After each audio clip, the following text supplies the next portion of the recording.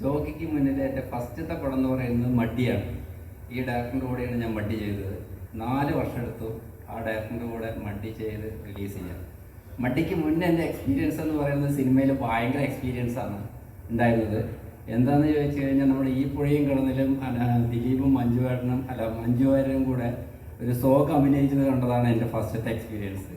രണ്ടാമത്തെ എക്സ്പീരിയൻസാണ് അതിനേക്കാളും വലിയ എക്സ്പീരിയൻസ്. നമ്മളുടെ ഒടിയൻ ചിത്രത്തിൻ്റെ ഷൂട്ടിംഗ് നടക്കുന്ന സമയത്ത് ഷൂട്ടിങ്ങിന് പോയിട്ടുണ്ടായിരുന്നു. ലാലേട്ടനെ കണ്ട ആവേശത്തിൽ വേഗം ഫോൺ എടുത്തിട്ട് കുറേ ഫോട്ടോസ് എടുത്തു.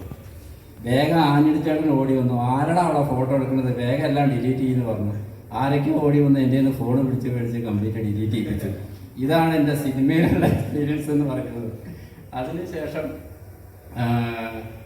അത്യാവശ്യം കഷ്ടപ്പെട്ട് മഡ്ഡി ചെയ്തു.